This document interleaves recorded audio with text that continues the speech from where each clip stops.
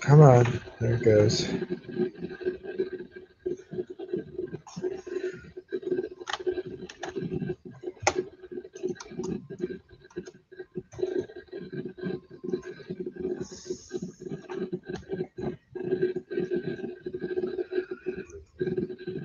Okay, are we ready? I'm not sure I am, but that's okay. Yeah, it is. That's actually harder to come back when you get out of the schedule. You know, oh yeah, you get like your body adjusts to the habits. Yeah, I slept in till 8 yesterday, which for me is like noon. You know. All right.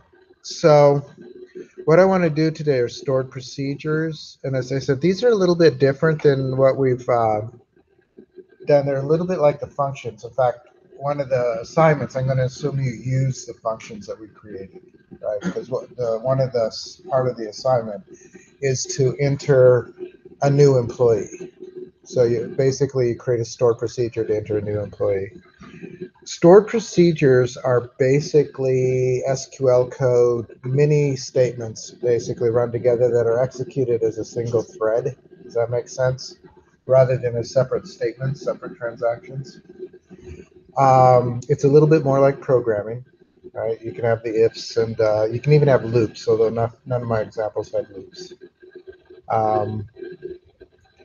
They're really useful for controlling how things happen. It is possible, and it's actually not a bad practice to create a whole layer of stored procedures. That is how you control the application's access to the database, that they don't actually talk to the tables at all.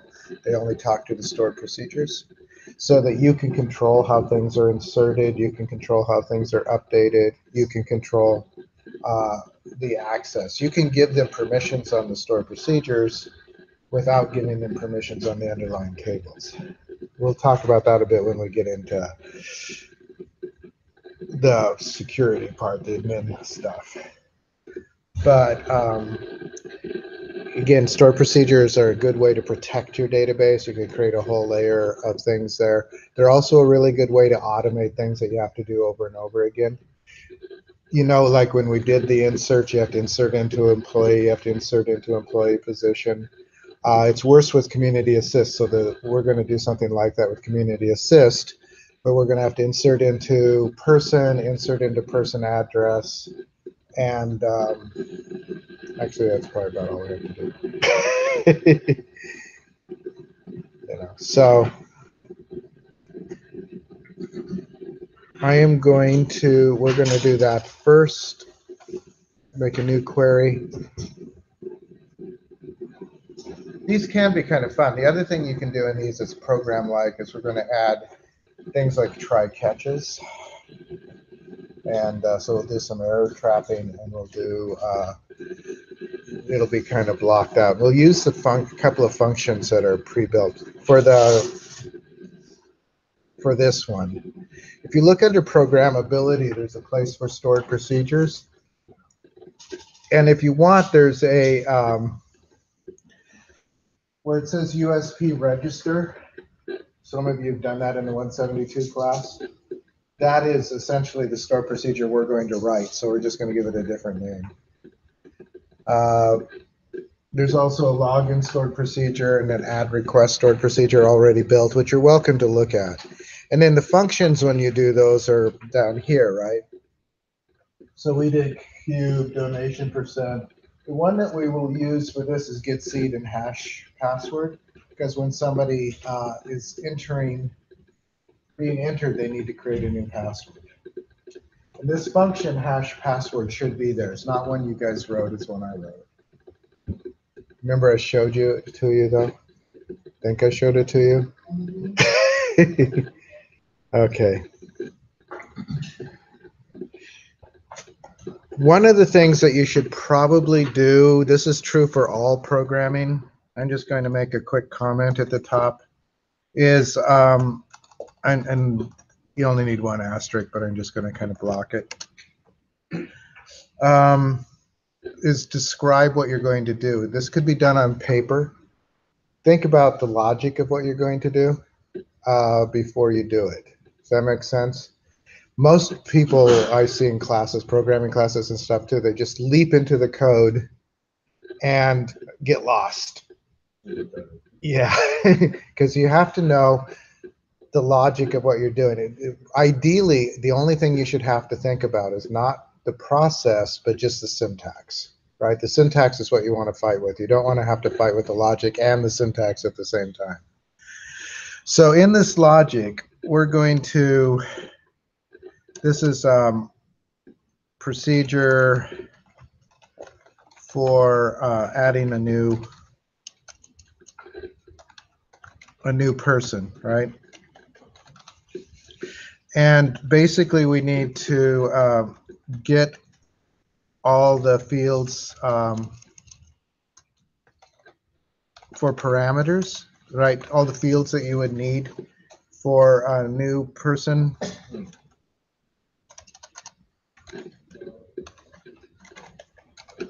And address. Okay, and then I'm going to just assume they have one address. If we had more than one address, this would be a much more complicated store procedure. I don't necessarily want to go there right now. We're going to then we'll do, basically we will need to insert into person. And part of inserting into person, let me just sort of indent this, is we will need to get their plain password concatenated with a seed, and then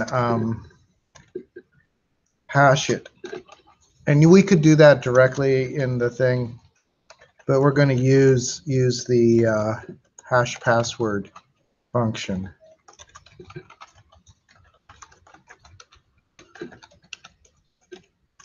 Another thing we probably want to do is we want to make sure both inserts happen.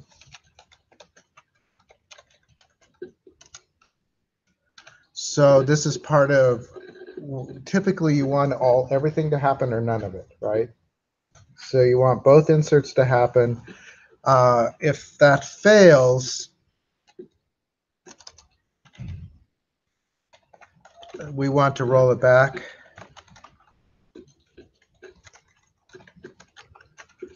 And if it succeeds, commit it. Okay. So that's sort of our logic. Does that make sense? We might also, before we insert into a person, I'm going to just put this up here, check to make sure the person doesn't exist.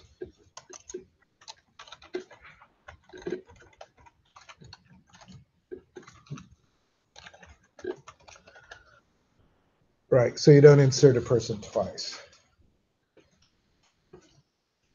Does that make sense for the logic of it, you think? So this is kind of what we want. I think I spelled concatenate wrong, did I? Does it just look weird? Concat. Innate. Maybe. All right. So I'm going to end my comment. And again, the only thing you really need are these two to end the comment.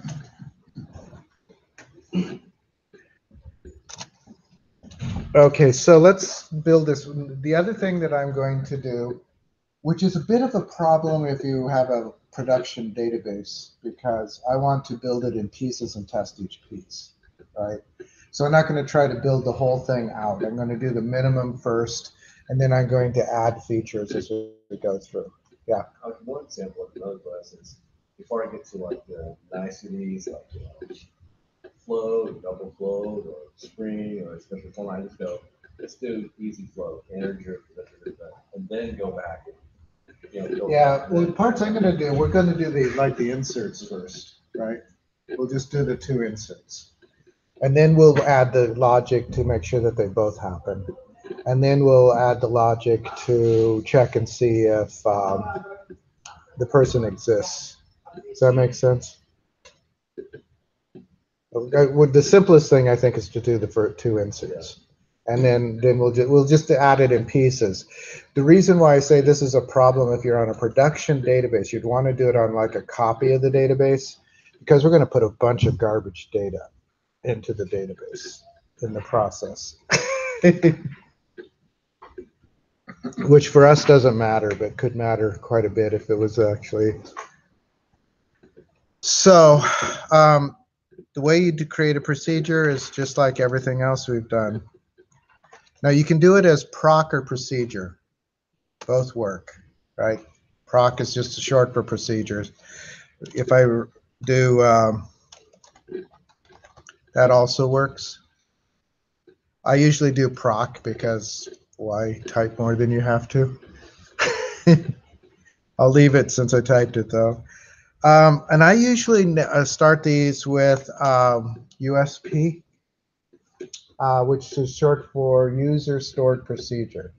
It's a fairly common one as opposed to a system stored procedure. If you look under the system stored procedures, there are literally hundreds, possibly thousands of them. Everything you do in the GUI runs a stored procedure in the background. Right. USP stands for user Stored procedure, right. And you don't have to use that, and if you work somewhere, they might have a different naming convention. But I usually try to do USP. There is one called register, and we're going to do essentially exactly the same thing, but I'm going to call this one new person instead.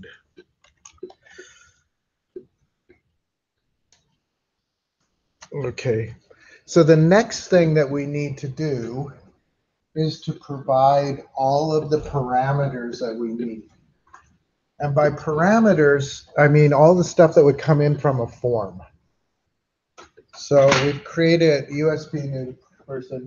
We're going to list all the parameters. It's kind of like with the function, except you don't have a parentheses here. So if I go up to the tables and I look at the person table, I need last name, first name, email. I need a plain password. I do not need their entry date or their seed. We can provide that in the body, right? Entry date is just today, whatever today is. And so I'm going to bring in, won't let me do that. Well, if I bring in columns, the problem with that is I have to delete a lot of them.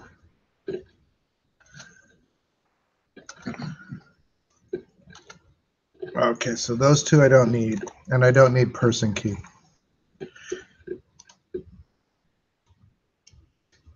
I'm not sure if not typing them in. Each of these has to have an @ and they have to be given a data type. They don't have to have the same name as the field. I'm going to call this just plain password and with an @ I am going to, so this will be in varchar 255 in varchar 255 in varchar 255, and password I'm going to do is in varchar 50, and that's because that's what my function expects, which so those are the things from person. We also need person address, and again I'll just sort of drag in the columns and split them out. Whew. All right, so I need to go back. All right, we do not need person address key. Those, again, it's auto numbered, so those don't matter. I'm going to just press enter to bring these down, and I'll add ats. I'm also going to show you how to do some defaults. We don't need person key here. We do need it in the insert, but we don't need it here. Did we have a phone in person that I didn't put in here? Didn't I have?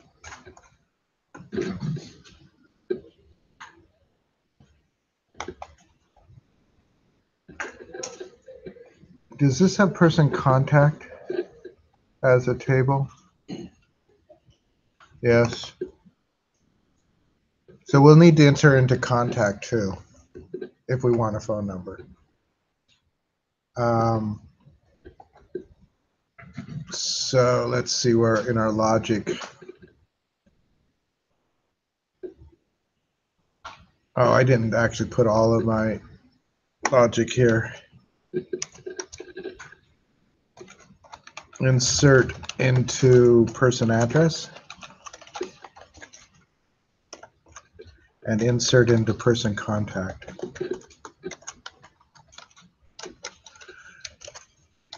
It's in the newest one, the 2017 version of this, that I put the phone number into person, decided I didn't want a separate table for contact.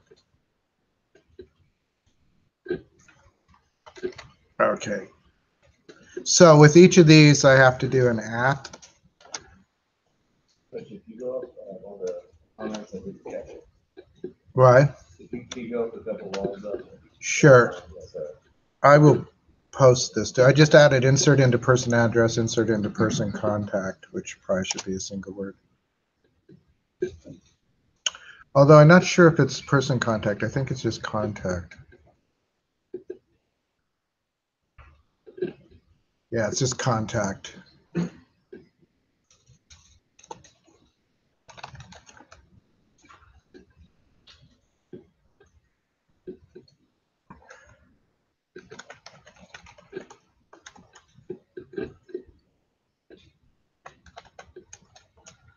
And basically,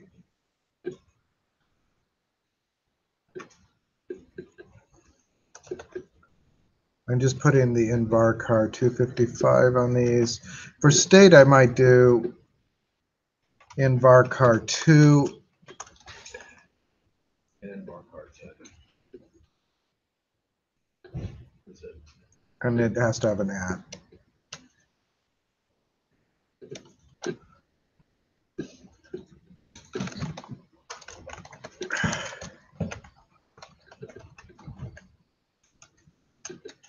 So I'm going to do a couple of other things here real quickly, and then we'll add the contact stuff. For apartment, I'm going to say equals null. That doesn't mean it is null. It means that it will accept a null. Does that make sense? For city, I'm going to say equals Seattle.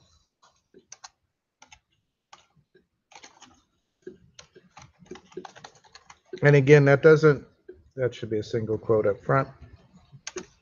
That doesn't say that it is Seattle. It just says that that's the default if you don't enter it. And we can do the same with the state.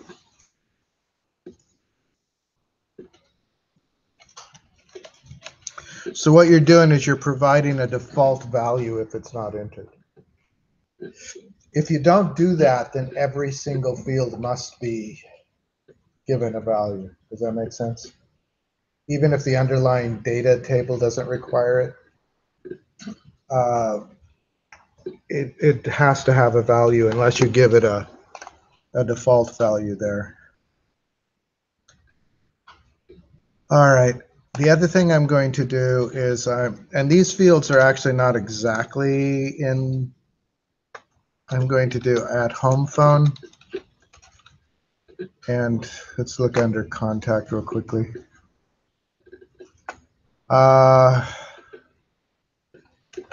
In varchar, I'm just going to, even though it doesn't take that many characters,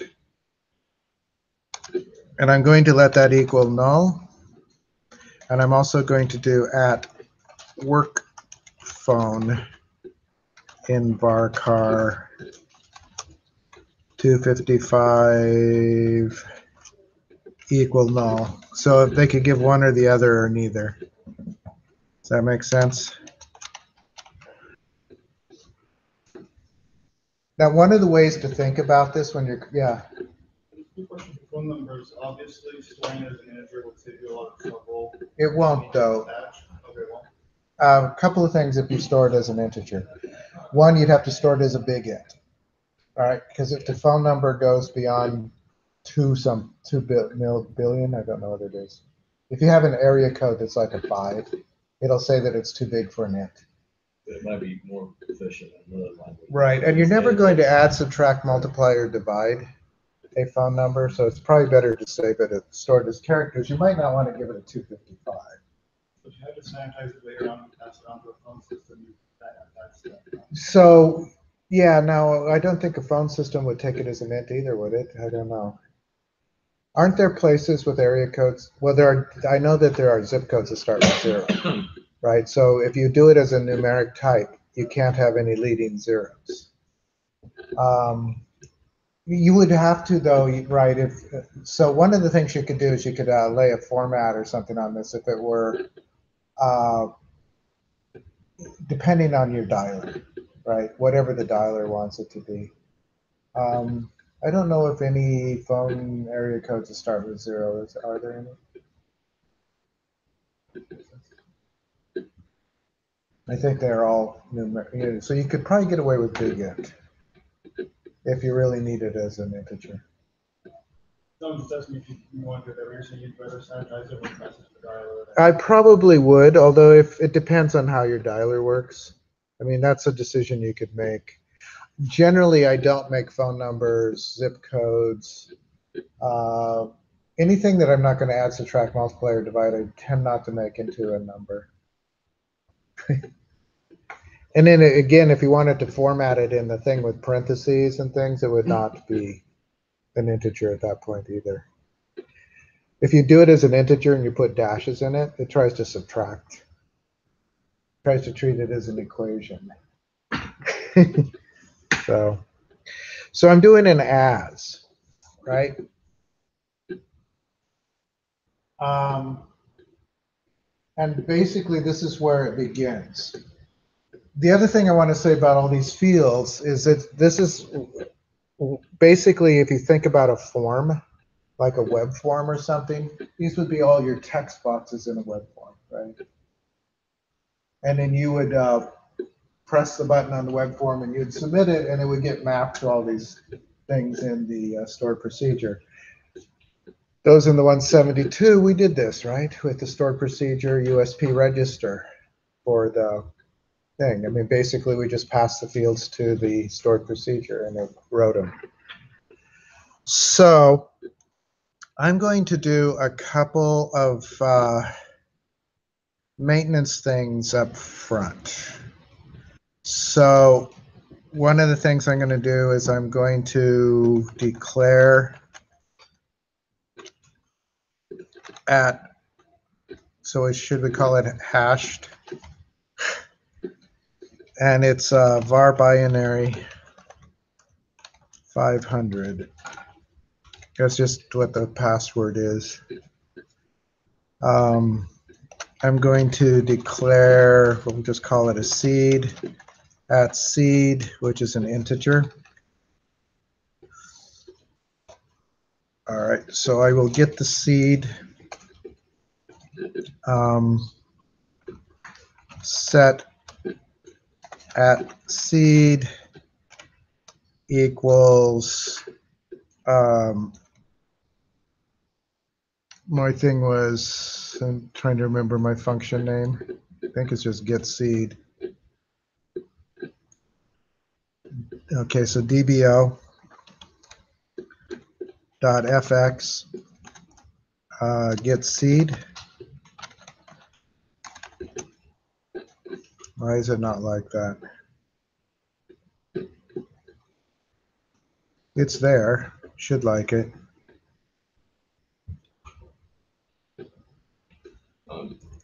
have to have the seed in the same case from 2930? No, it really doesn't care. I'll do it though.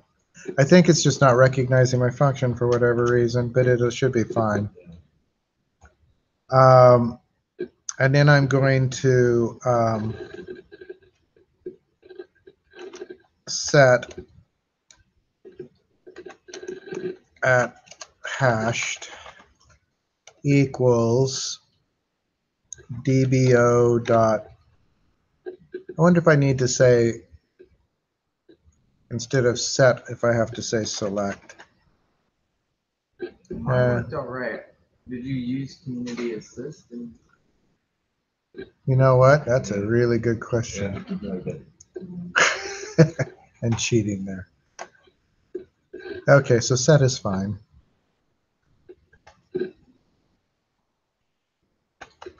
So fx hash password.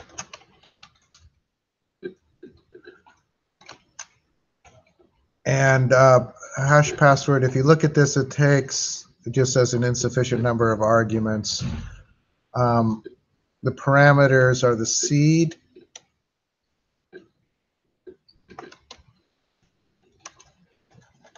and then the at plain password from our list up here. Mine is plain password. Partially because the person password in the table, but not that it matters with the variable, is hashed. Right. So that creates, this gets the seed, although we could actually do this even simpler, because I could put dbo fix get seed in the parentheses, right? Just the way you can in other languages, you can have a function inside of a function. So I could, if I don't want to declare at seed, I could just say dbo.fx get seed. Oops.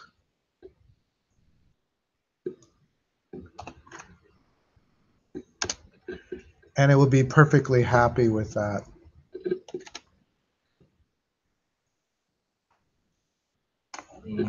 What? You'd rather declare it? Yeah. Either way, I'll leave this for a moment. I think that's all we have to do before the inserts. So I'm going to say insert into person. And what I will basically insert into person. And I'm going to just drag those fields in again just because I'm lazy. Again, though, the problem with this is you have to get rid of like person key. And I'm going to break this so it's all on page. And you don't want person word seed. Actually, you do. Never mind. And that's a good reason to do seed as this. So let's do back to seed.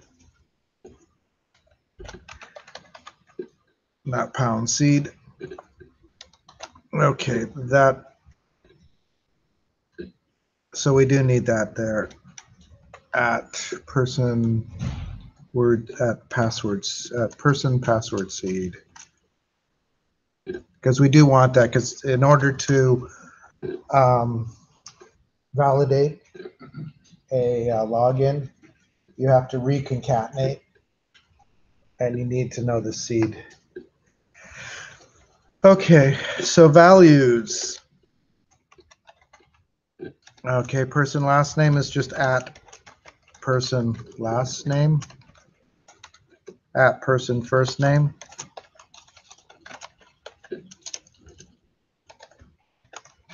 And even if you might not use, well, so person at person email too.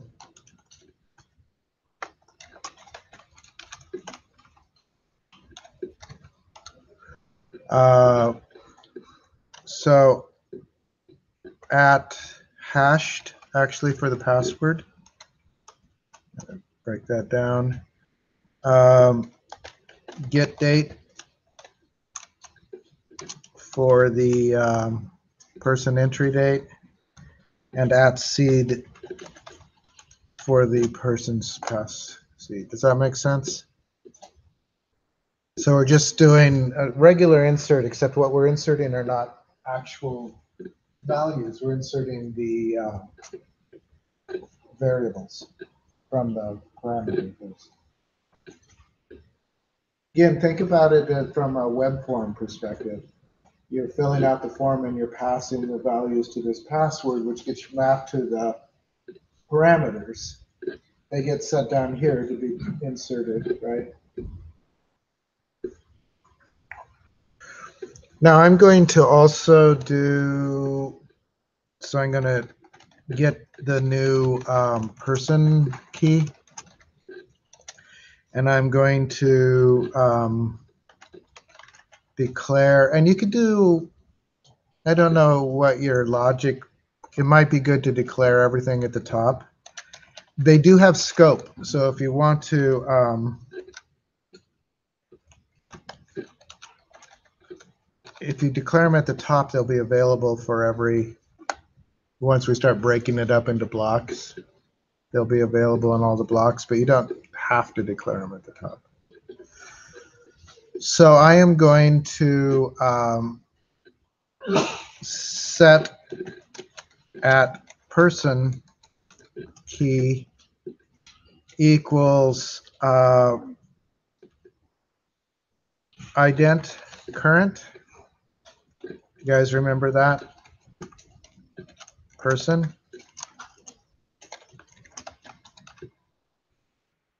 So we will have just inserted a person. So we're going to get the current key. Again, this only works if it's auto numbered. So we're going to get the person, the current key for that person. And then I'm going to insert into person address.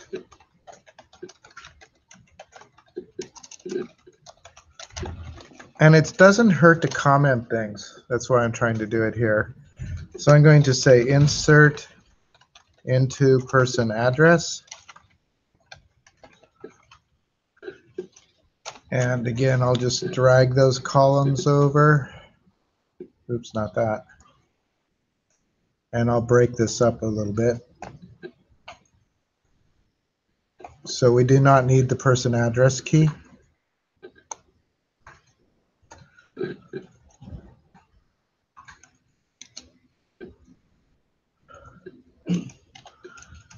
And values will be variables.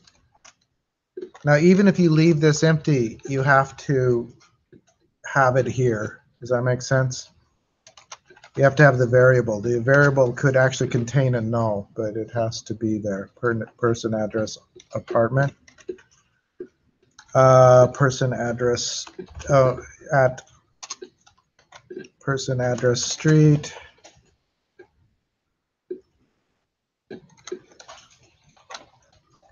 Person address city. Again, it has a default, but you need to include it here.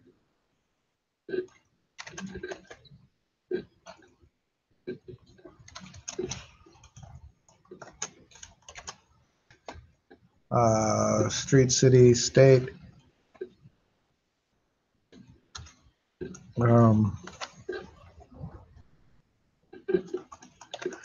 Zip code. And then we need a person key, which we got a value for.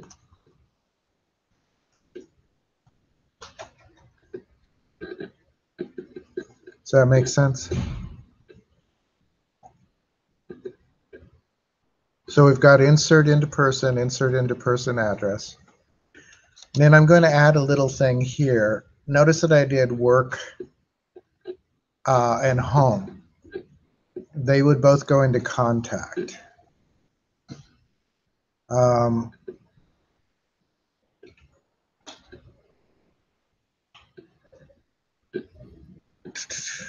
was debating doing a This is actually probably a better idea than what I was going to do. In the contact type list, 1 is home phone and 2 is work phone. So I was just going to put 1 or 2 in there, but it'd probably be better to make a variable so that it's clear what they are. So I'm going to declare at home equals, or int equals 1, which you can do. You can declare it and assign it a value.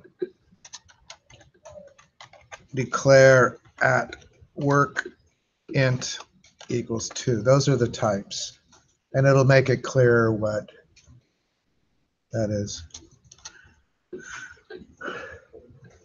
You don't have to do that. You could just insert 1 or 2 for the type.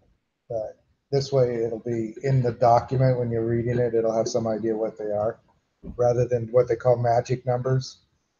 Magic numbers are numbers that you just put into a thing and like an equation, and nobody knows where they came from. Does that make sense? The other way you could do this is you could actually do a select and go search the types and find out what type is home phone and what type is work phone.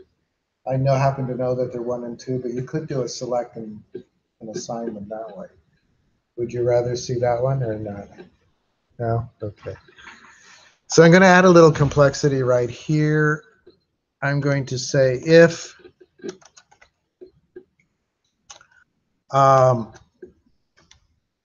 at home phone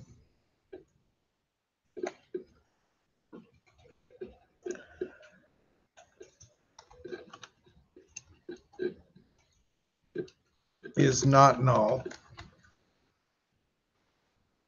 and I'm going to do a begin and an end, which are the curly braces essentially for that if. So if it is not null, I'm going to insert into contact. Having trouble typing. And contact has like three fields, I think. So I'm just going up to contact if I can find it. Okay. So we don't need the contact key, we just need the number, contact type, and person key. So the values are whatever the at-home phone number, at-home phone, contact type key is at home, and the person key is at person key.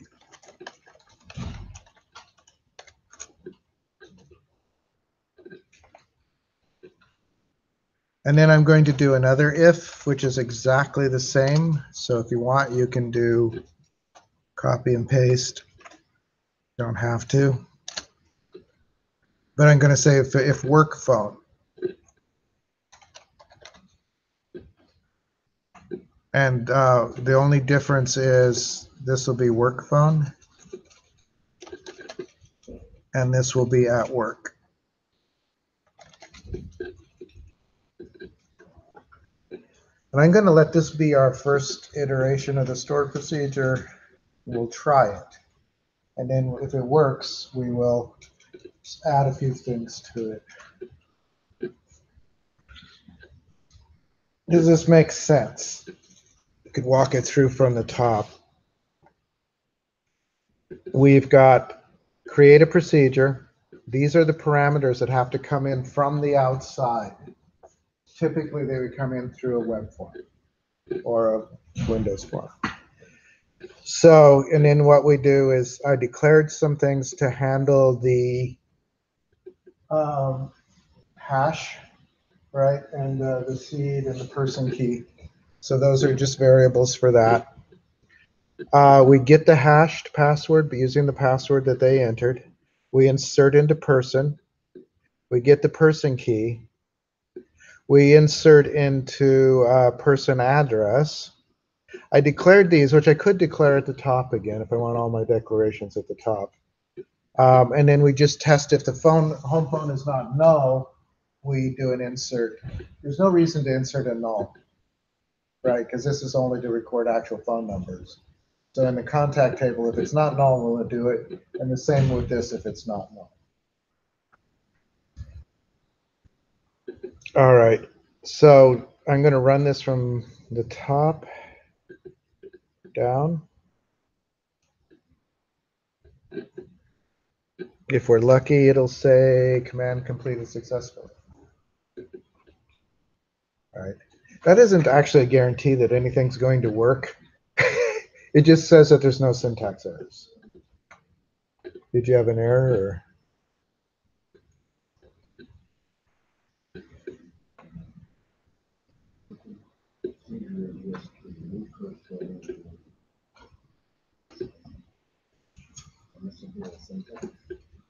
Which one is it? There are four columns in the insert statement. So let's go down. Which one is it for the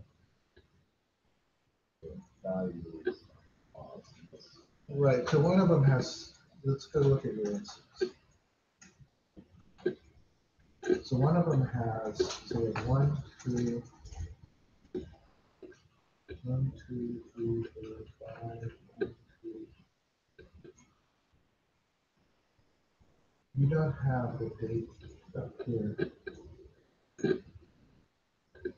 Oh, okay. Maybe it'd be after the password because we put it in the right order. Okay. It's I think the entry date, yeah.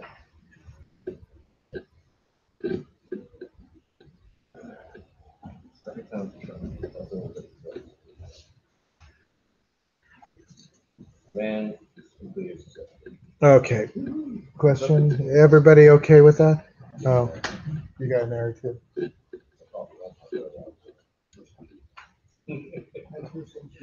You soon?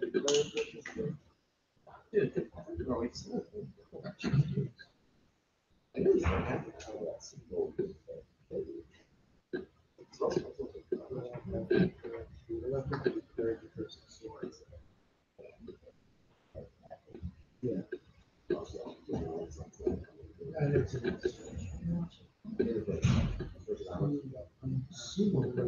So did you bring in,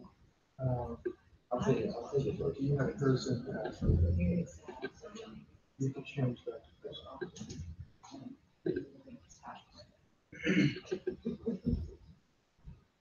So let's go.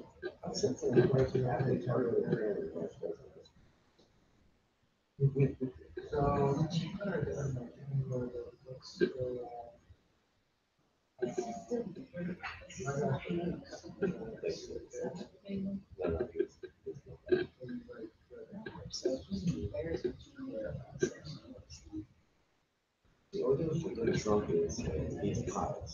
That's the difference. Here's the last instructions. I didn't see the last. All right, I'm gonna go down there. Okay, so we did anyway, all these entries, and then down here, just we were testing to see if the home is null or not. So if it's not null, we'll insert. If it's null, we're not going to bother, right?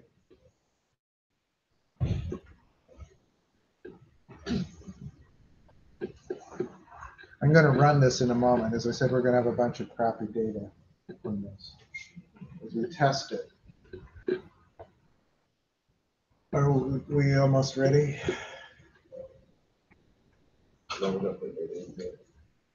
So the way that I'm going to put data in it,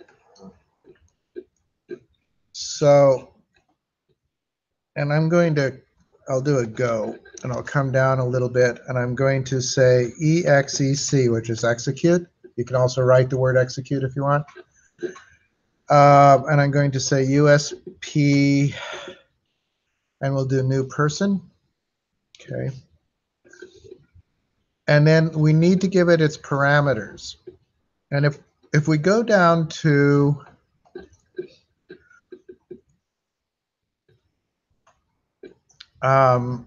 stored procedures, I'm going to refresh so it has new person in there. And if you look, there's a folder of parameters. So again, I could just drag those in. Sort of a pain. So I'm going to just pull these down, all of them. What? We don't need parentheses, but we do need to give these values. So I'm going to leave off home phone. That has a default, right? I'm going to test a couple of defaults. Let's leave off city and state too. They have default values, so we don't have to do those. We do have to do first name, last name. Anybody have a good last name to enter? Doe. What? Doe. Doe? Dio? O-U. D-O-E. Is this going to be a Jane? Also not. What? It doesn't matter. Person email. And typically what I do is, this would be like, I don't think I have a Jane Doe in here. Couple of things that could throw you when you're working on these. Emails must be unique. All right, that's just a rule I put into the database. Emails have to be unique, that's because they're the username. So I put a unique constraint on that, like you guys did with the when you did your alter tables. Did a unique on the email on the other one. For password, my usual thing is to do the last name.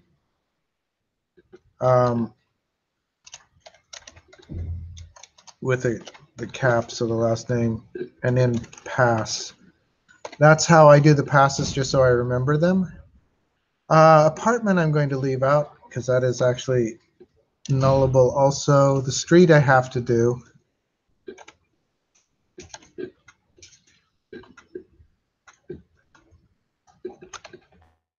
I have no idea where Martin Way might be, but whatever. Zip.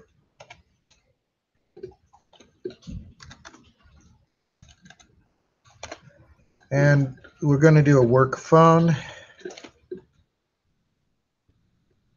206 555. I don't think these have to be unique, but I always do 555 because it's reserved for fictional phone numbers. There's no such thing as a 555 phone number, except in fiction. All right, so theoretically, we should be able to do this. All right, so it said 3 rows affected, which is actually really good, right? So if I do select star from person, the very last person should be, let's see if I can get down to the bottom, Jane Doe. All right, 131. They have a hashed pass, and they have a date that they were entered. Everything looks good. And they should have a seed too, a random seed.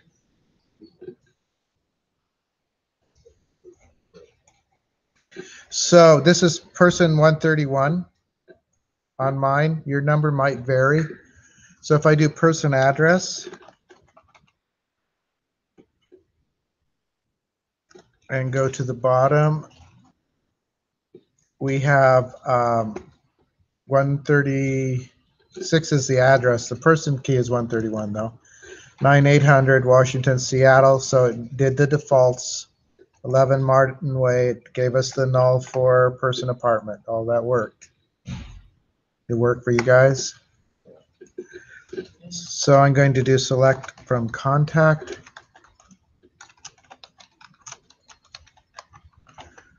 And there should be one for person 131 as well. If I go to the bottom. So there's person 131. The contact type is work. There's the number. Okay. So all of that worked. That's fine. if your numbers are, whatever your number is, as long as it's consistent across, right? So again, if you map this to a form, this, works pretty well. So there's a couple of things that I would like to do, though. One of the things is to make sure that all of this happens or none of it happens. What you don't want with something like this is to end up with context for a person that doesn't exist. Referential integrity should keep that from happening, but sometimes things get a little bit askew. So so one of the things I'm going to do is I'm going to go through and just make sure that it all happens. And one of the very last things we'll do is we'll check to make sure that the person exists.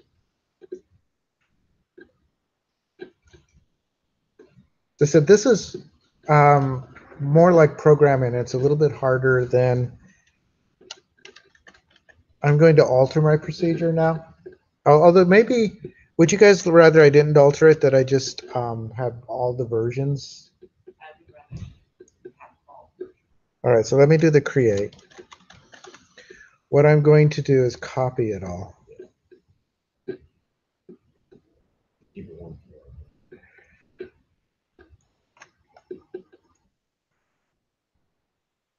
And I'll just say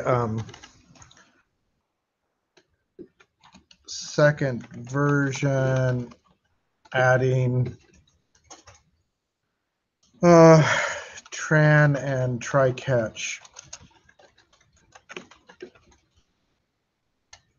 So I'll paste that.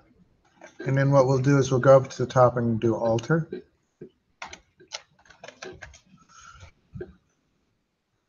And it doesn't actually, if I do a go, it'll probably be okay there. So we don't have to change anything that's here. We're just going to add some other stuff.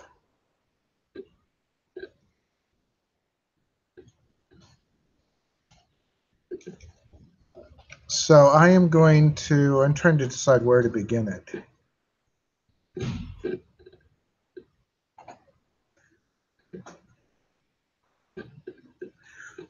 Guess I will do here. So I'm going to do it after my declarations here. I'm going to do begin tran.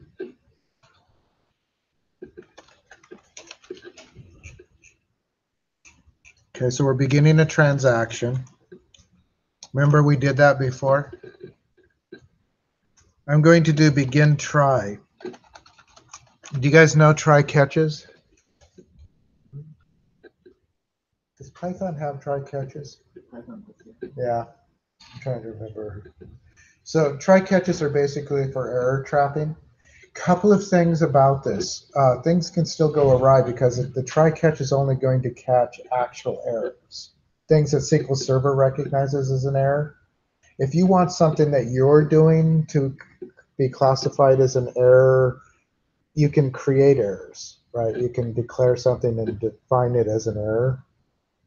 But we're not going to do that. I'm just going to let you know. But there are a lot of things that could go wrong that are not errors as far as SQL Server is concerned. Right? It has to actually cause a failure in SQL Server. But you could declare that,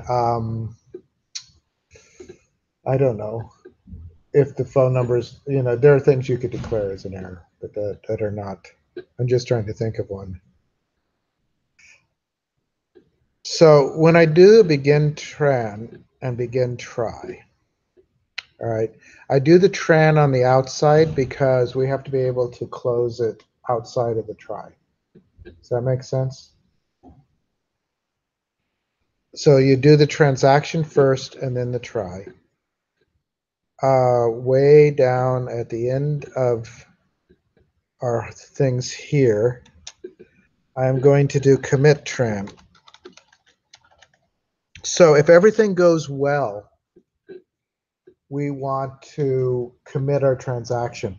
The way the try catches work, if there's an error along here, it will throw it to the try. It'll never. So if there were an error,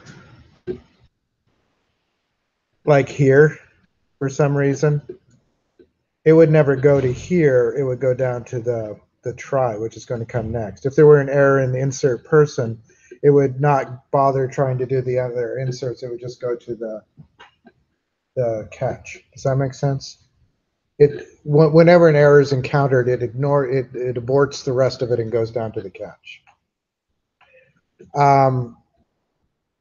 So the commit will only happen if there are no errors.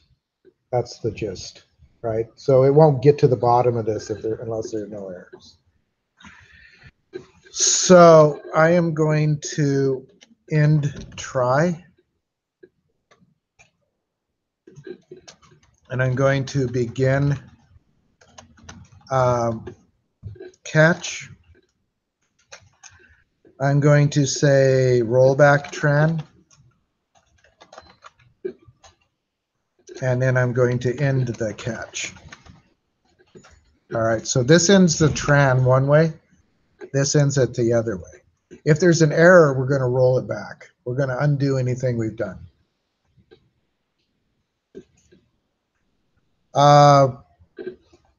We could, this actually doesn't work.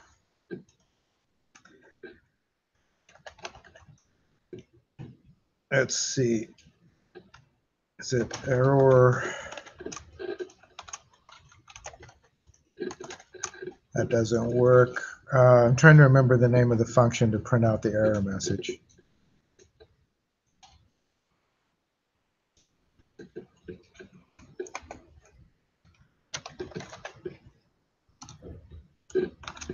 That isn't it either.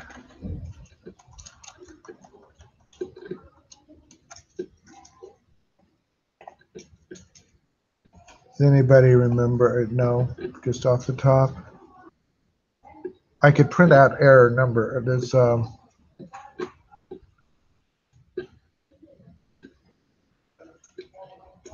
do you mean? It's just a function?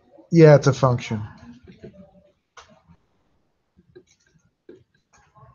Maybe is it at error? Is it at error? No. I think it might be at error message though. No, that isn't giving it to me.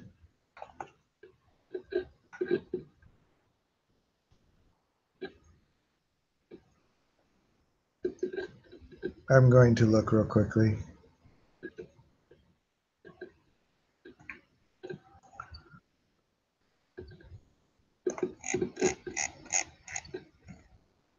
No, I didn't do anything there, so that doesn't help me. There's a function that returns the error message. In a way, it's not real relevant because is it error message?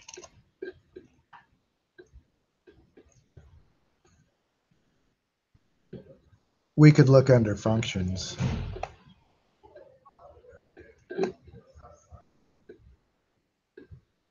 It's not important really. Okay, is it? I think it is at error. Well, at error just detects whether or not there's an error. Is it total errors? Okay, so from the sys.messages, that's not default. Let me just look real quickly under system functions. So if we go to functions,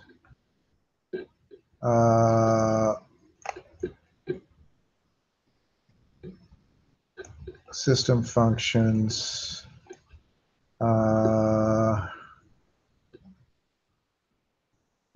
Okay, at error returns the it just returns if there was an error. error number.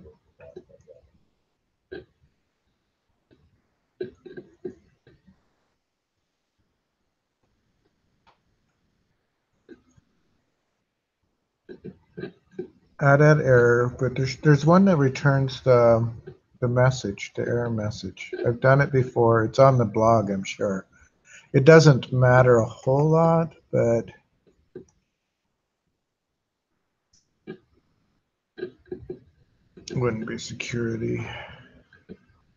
Browse set triggers. Oh, that's just triggers. It's not.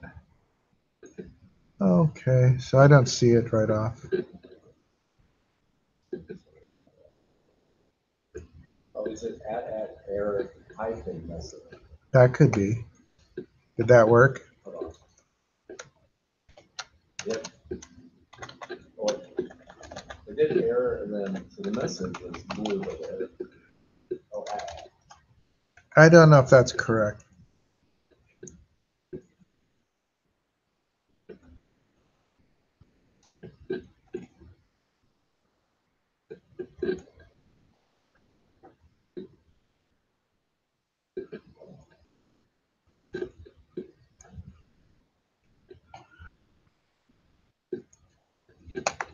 One of the things you can always do is go online. Again, I don't necessarily want to do this right now because it's not that important. The error message will not go like if you call it from a web page or something. The stored procedure is going to return 1 or -1. It's not going to return the error message, no matter what you do. You can get it to return the error number, which is, to me, fairly useless, but then you could always look it up, I guess. So I'm going to say, I guess, T-SQL, stored procedure,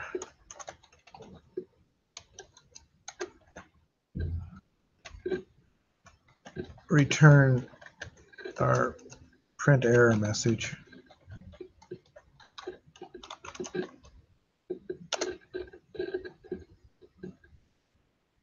So there's error state, error line, error message. You know what? I think doesn't have any ats. So let's go back.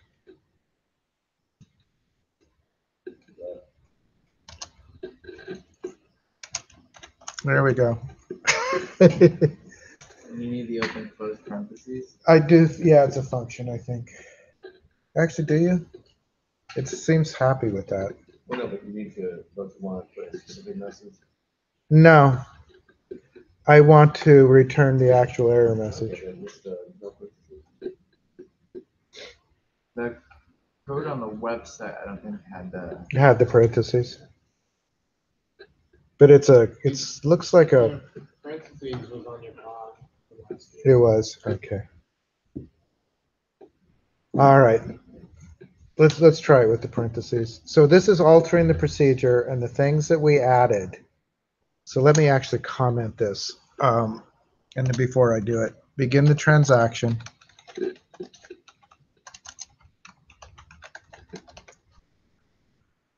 Begin the try. It also would really help to, so down at the bottom, we did commit the trend. If all is good, it'll get there. If there's an error,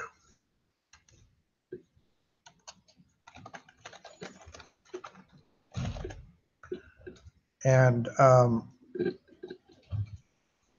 so if there's an error, we roll back. We'll show the message, and we'll do the end of the catch.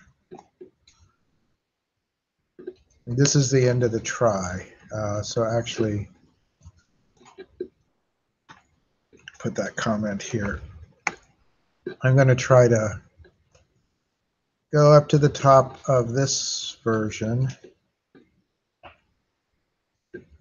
So it completed successfully. I wanted to throw an error, and one of the things that should do it is to try to insert the same person twice.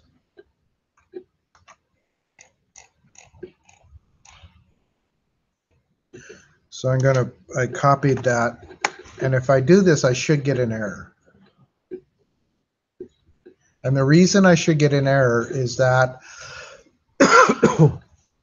the email needs to be unique, right? And it's not.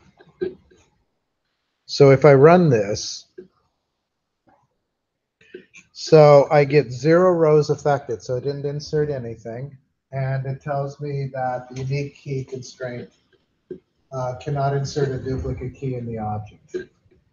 And the fact that it's print here as opposed to a big red thing means that the message was sent from my store procedure. Does that make sense?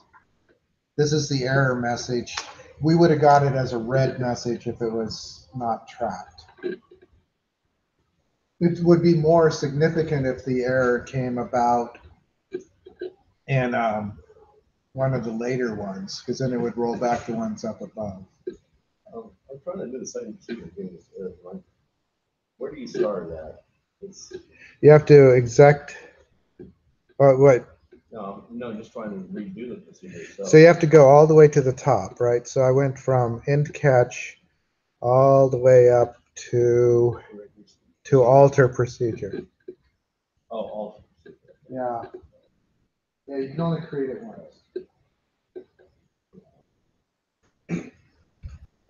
An alternative way to do it is to drop it between changes, but you can alter it. And in fact, I'm going to, while I've got it, I'm going to copy it all. We'll come down for the third and final iteration of this. Did that work for you guys, though? You just did the same data, right? I did the same data, and that caused an error. We should probably test, before I run this, do the changes to see if it works with good data. So let's change Jane Doe to Doe and make it maybe Jennifer Doe. These don't matter, actually. You can have the same name. On this one, I'm just going to do J Doe, and I'm going to change this to Doe. And that actually should work. So it has 3 rows affected. So that one worked, as long as the email is different.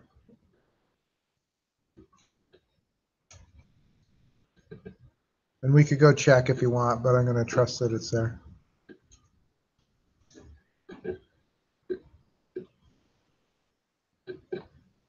They have the same address, so they must be relatives. There's nothing that checks to make sure that the address is different.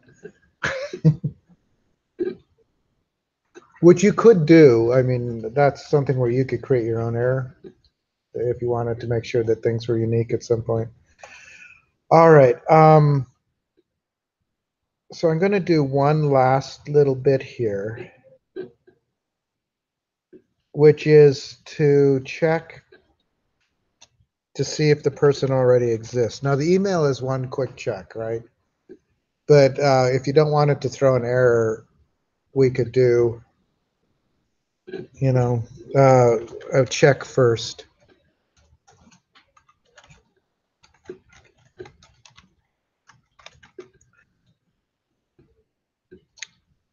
Okay, so I am going to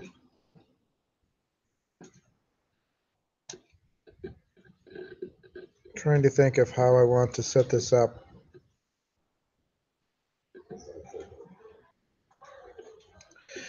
First thing I'm going to do is make sure that if they don't exist, this is going to get a little bit, this is where it starts to get a little bit ugly in terms of beginnings and endings and things. I'm going to say if not exists, and I'm going to do, actually, let's just do the parentheses down here. Select, and what I would want probably is select person key from person where person, you could probably, because of the unique constraint on the email, you could probably just say where person email equals @ person email. But a lot of times what they do in this is they'll check every field, right? They'll see if the first name matches the first name, last name matches the last name, email matches the email. Does that make sense? I'm just going to do it for the email because the email is supposed to be unique. Although if somebody enters with a new email, they're a new person as far as this is concerned. Okay. I'm going to do a begin. Oops. And this is the basically, damn it. I just want to go back a little. I just want to go back like one. There we go. So I'm going to do begin. And basically what this begin does, write the new person, right? Because they don't exist.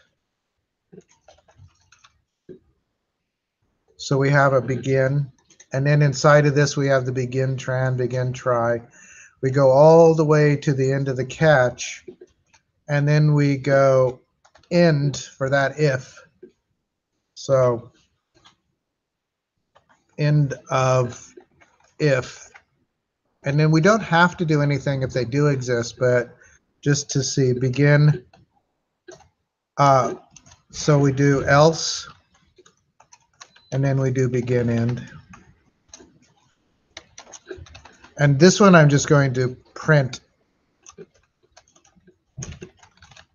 Again, the print doesn't go anywhere except in this environment, but I'm going to say print person already exists.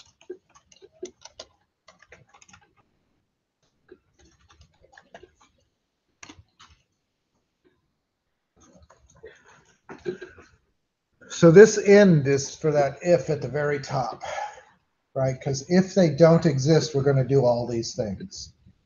We're going to insert into all these tables. We're going to check the transaction. We're going to do all of those things if they don't exist. If they do exist, we're just going to say print person already exists. Does that make sense? And you could, as I said, up at the very top where we did the if, you could check all the fields if you want. I don't know. You could probably get real sort of complicated about ors and ands to decide which ones matter and which ones don't in the match. But since the email has to be unique, I'm just using it for right now. We added so I can see that.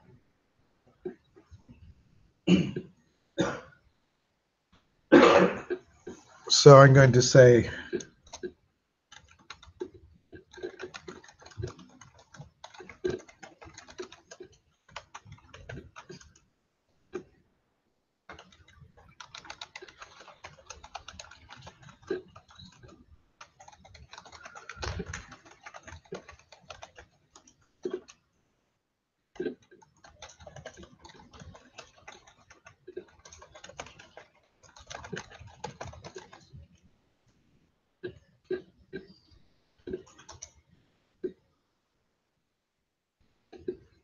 did you get that? And then at the very end, after the end catch, we added a new end, which is the end of the if, and then an else. And the begin and end here is the curly braces, if you will, for the else. And all we're doing is printing the person already exists.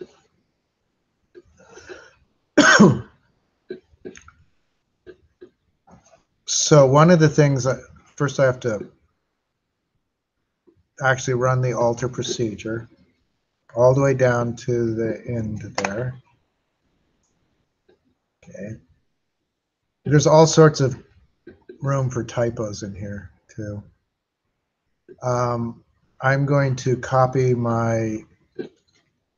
this down again, and we'll run the same person to see if they exist.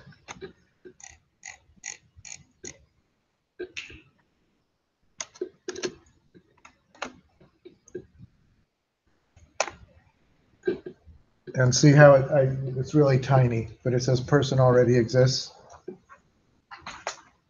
So that worked. And if we change it, so I'm going to do a couple of things here, and then we're done with this one, and I'll show one more because the second store procedure is updating. which is actually much easier. So I'm going to do, oh, I have no idea. What? No. Oh, I was just going to, you guys remember, anybody ever read about Richard Burton? Elizabeth Taylor? No, not that Richard Burton. I'm thinking of a Victorian explorer. He was with Livingstone in Africa. He went to the root of the Nile. He translated many books from many different languages, including Hindi and Arabic. He translated the Kama Sutra, which in Victorian times was pretty scandalous. He translated the Arabian Nights. Yeah, he's really a genius, and in Victorian times he was considered to be Satan himself. He also had a massive porn collection, I guess. He snuck into Mecca, pretending to be an Arab. Yeah. He's fun, though, just because he was so wild.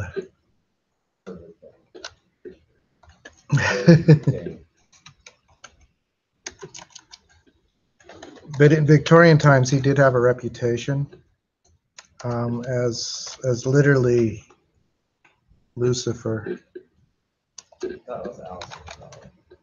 Well, Crowley was a little later. The other thing,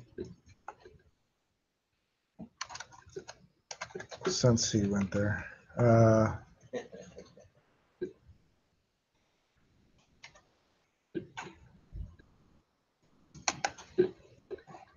he probably knew Crowley if Crowley was alive if they were in the same time span. So that inserted. I just wanted to make sure that I hadn't done anything to keep it from inserting. Yeah, there's also, anybody ever read the Philip Jose Farmer Riverworld series? Richard Burton is the main character in that.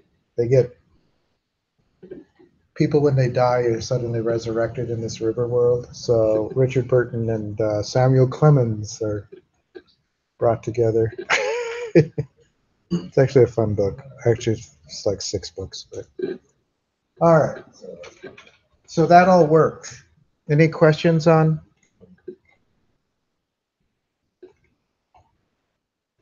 There is also Richard Burton, the actor that married Elizabeth Taylor. I don't know that he was named after the other one. Yeah. So I'll post all these, but I'm going to do one more stored procedure. This is easier, but it's because I had you do 2 of them, and I usually give so Thursday will be open lab for sure to work on these and other stuff that you need to catch up, and it might. These stored procedures, sometimes I usually try to give like 2 open labs for them because these are significantly more complex than a lot of what we've done. Yeah.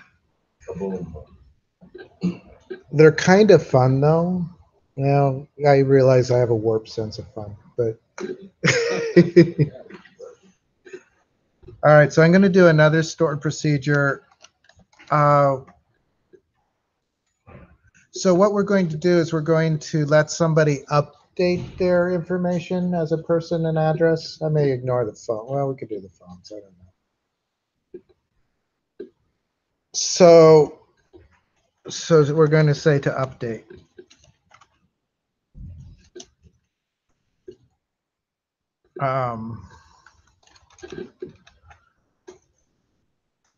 So a couple of things. One of the things that has to come in here, we have to have all so I'm going to create, and I'm going to call it UPS update person info. You could call it whatever you want.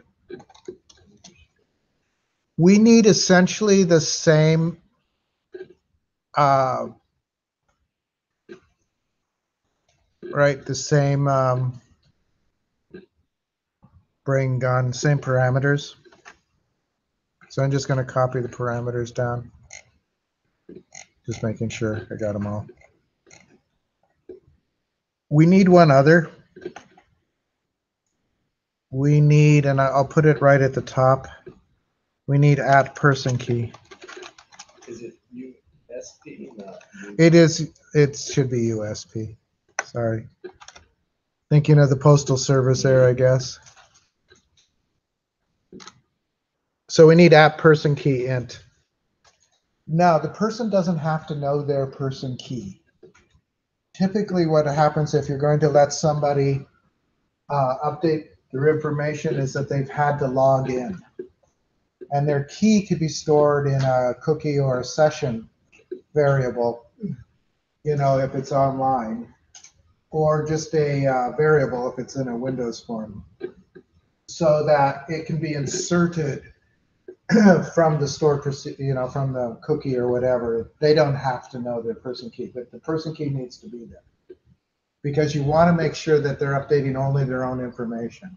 Does that make sense? So we need to do, I'm just going to do an as.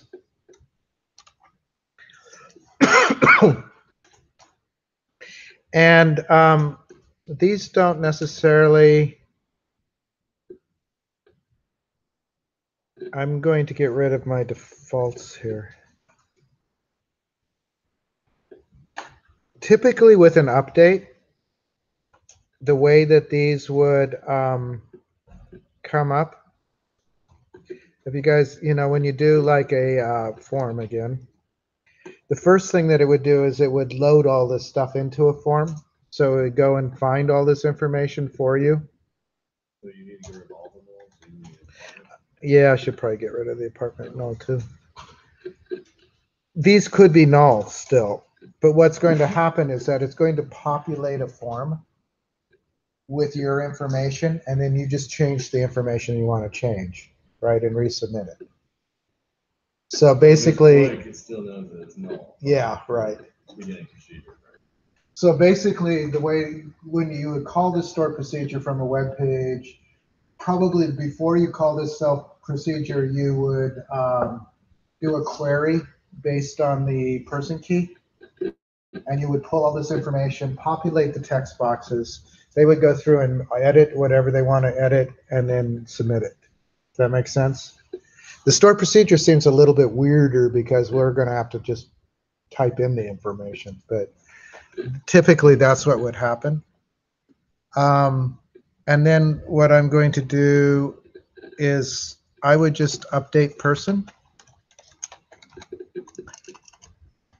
Now, a couple of things is you're not going to let them update. I'm not going to let them update their password at this. That would be a different function. You know what I mean? This is just their personal information. So I actually might get their password out of here because it wouldn't know what their password is anyway. It only has the hash. So I'm going to update person. I'm going to set person last name equals @person last name, comma, person first name equals @person first name.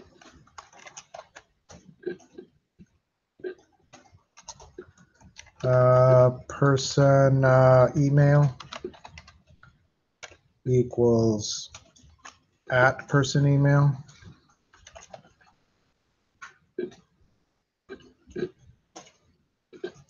Is there anything else from person? That's about it, right? Where person key equals @person key.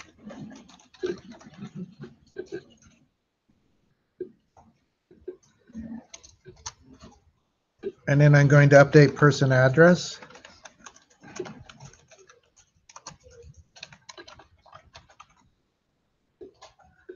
And basically it's exactly the same. Set.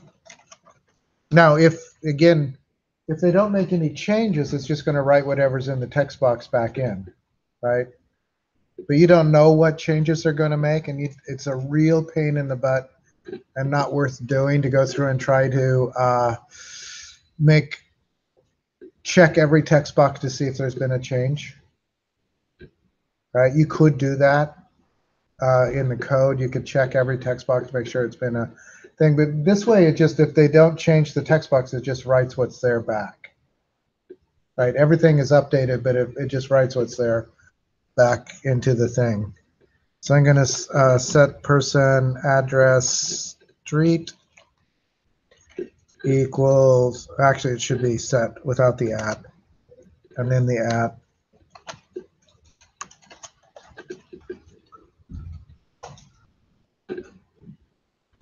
comma person address city. Actually, I should have apartment first. Order doesn't matter, but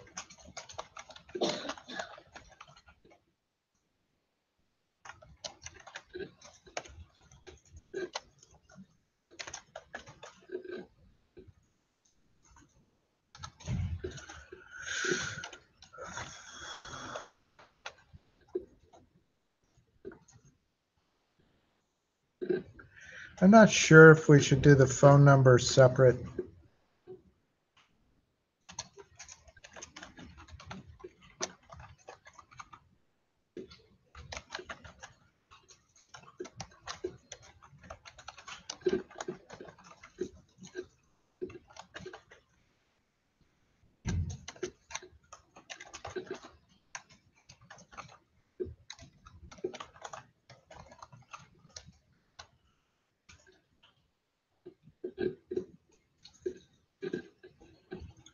City, state, zip.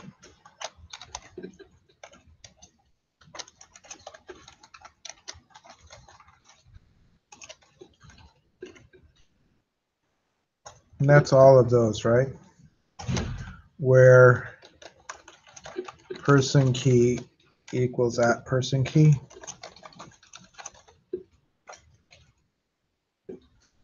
I'm a little worried about the phone numbers.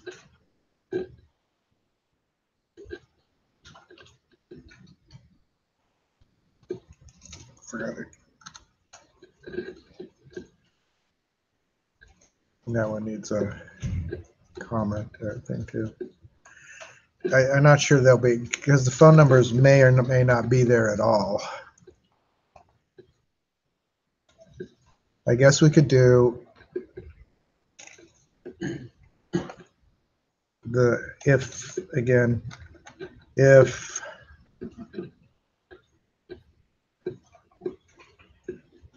can you do equal nulls? I guess let's do these as, leave these as equal null, because they may not exist at all.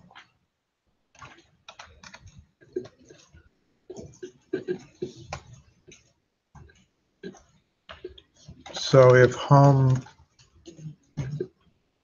I'm still worried about these, but if, let's do if at home phone is not null,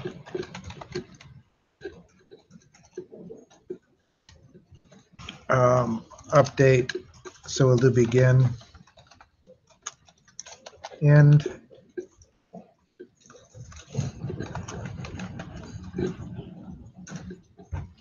update, contact, set contact number,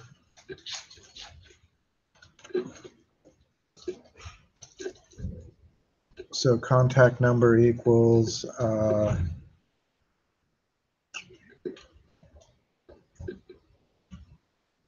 at home phone.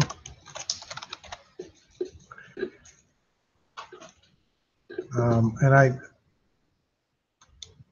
I'm going to contact type key equals, and I'm just going to put the magic number in there, where person key equals at person key. All right, and then I would do the same with work phone.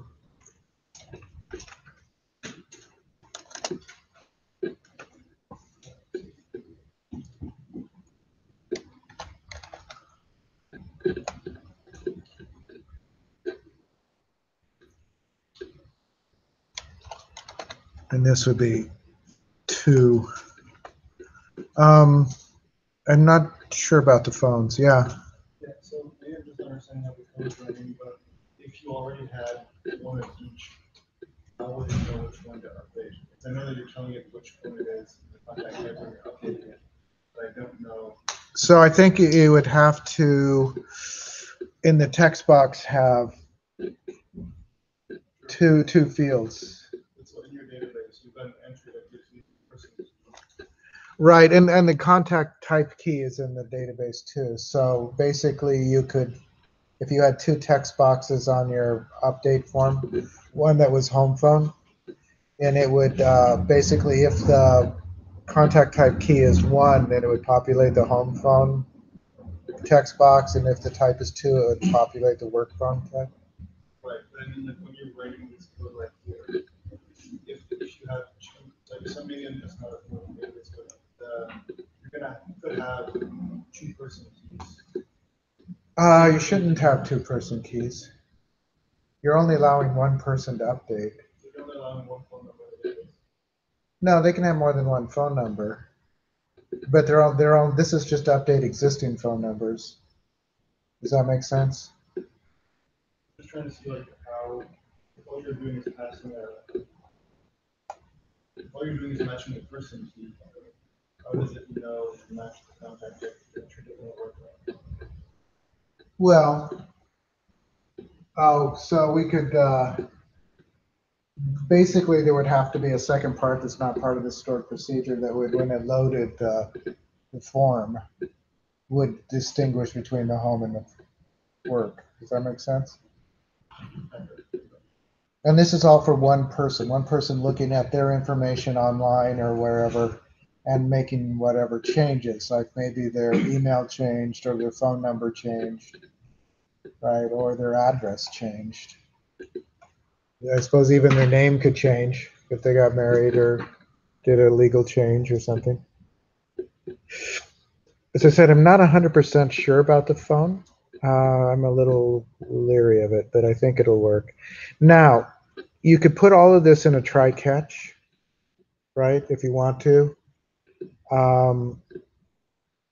So you probably should, because there could be errors that appear. So if we do that, basically down here after the as, I could do begin tran, begin try.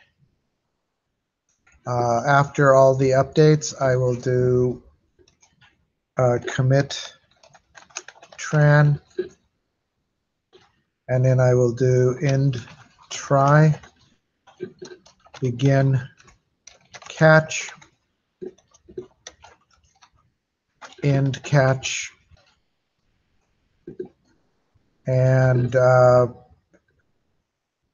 we would do rollback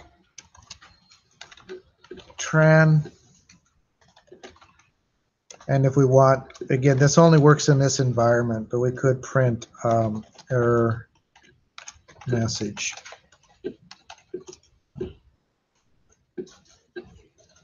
So I put a try catch around it just to make sure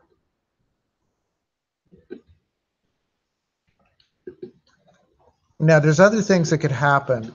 One of the things I didn't mention, there's some errors that there's nothing you can do about. Maybe in your code in your web page you could trap it. If they put the wrong kind of data type in here, it'll throw an error before you ever get to a try catch or anything like that. So it'll just crash. And there's no way to trap those errors. You can't put a try catch around this. You can put a try catch around the code in a web page or something that calls it, but you can't error trap the parameters. What else? Even if I make it nullable here, if it's not nullable in the database,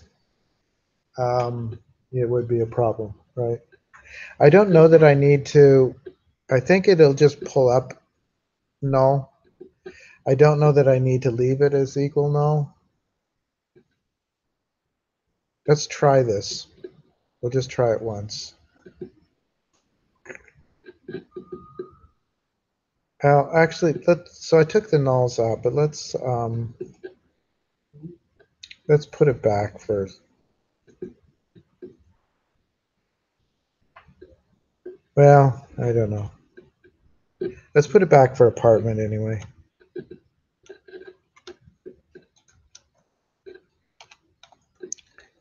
I'm just trying to judge how this will work if you didn't enter it or even have it there. So I'm going to run this down to the end catch. Mine completed successfully. There's room for errors in here for typing. Where did you get an error? Something about error message not permitted in this. Oh, I think you need parentheses after. Did you do it before? Parentheses after. Yeah, parentheses after the close. See if that works. It should be permitted. Yeah. Okay. You guys okay over there? That's because it's a method. Yes, it's a method. The pink, or whatever color that is reserved for methods. Although the update is pink, which is strange to me. But let's try this. So let's take, we did Richard Burton. So I'm going to copy this down.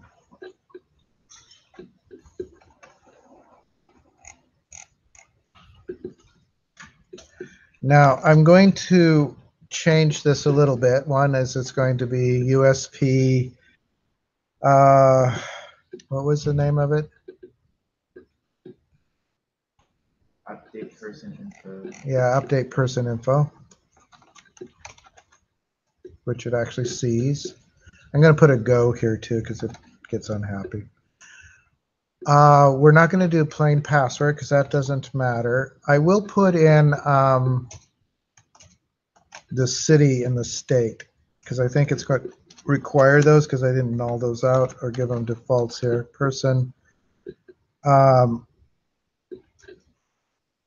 city, person address city. We'll just do Seattle. We'll assume that that just came up. And the same with the state.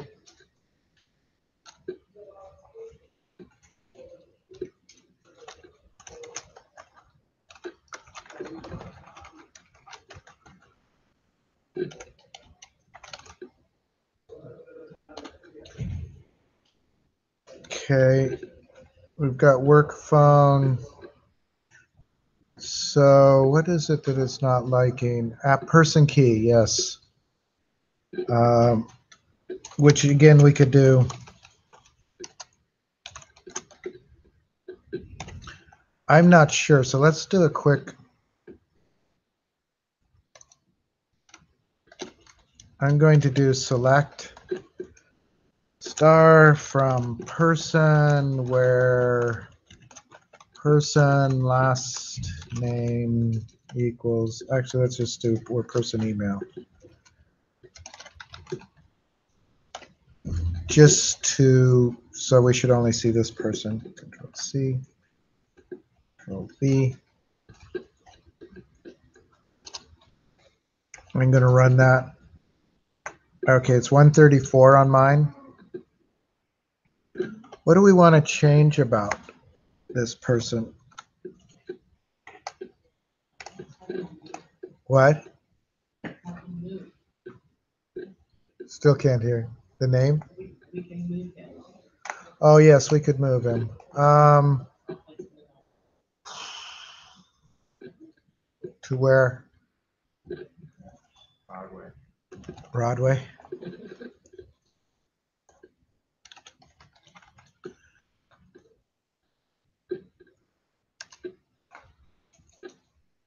Seattle or New York?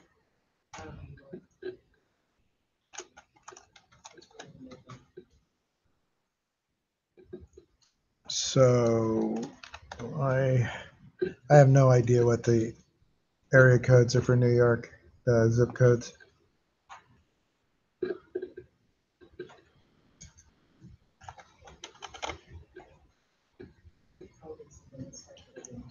What? Probably. I think some of them, and I think it might be New York, start with zeros.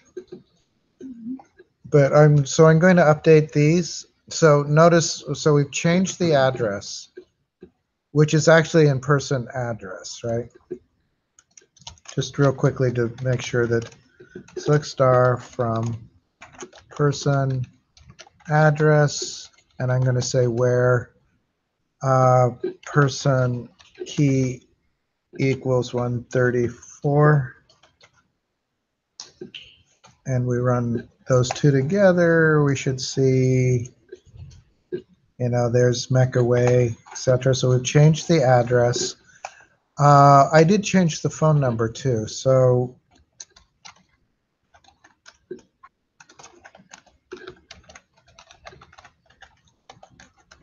now your person key could be different. So if it is,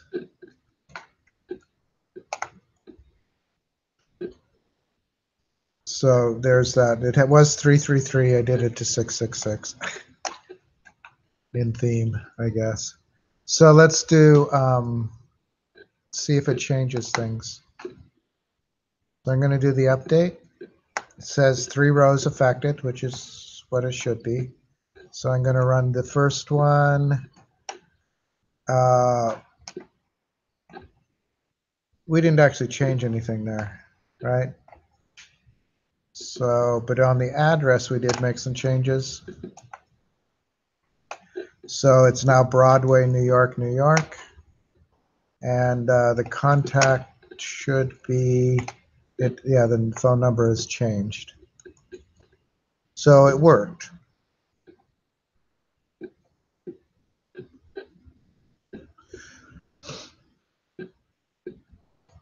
And I think we could still get an error.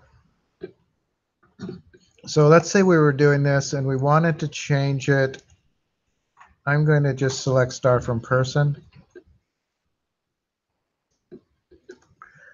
Say for whatever bizarre reason, Richard Burton wanted to change his email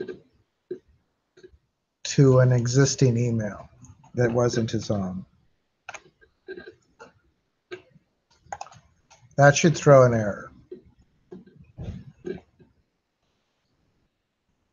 And it did. It says 0 rows affected, violation of unique key constraint.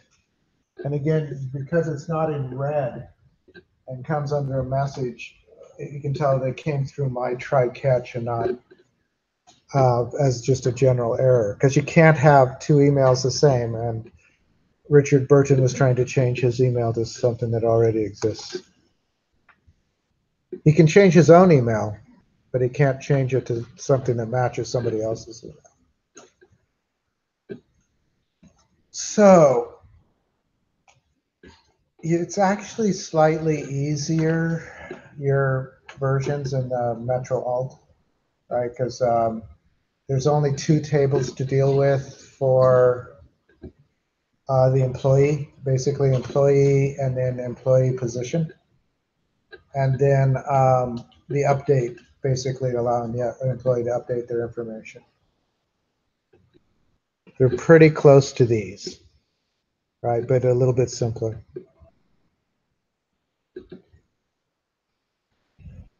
So I am going to copy all of this, post it into the blog. I'll stop the video. And we're almost out of time, so you certainly have Thursday as Open Lab.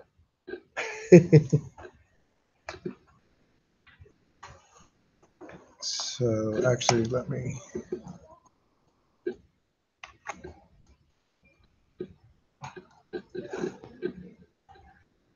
Did that make sense, or was that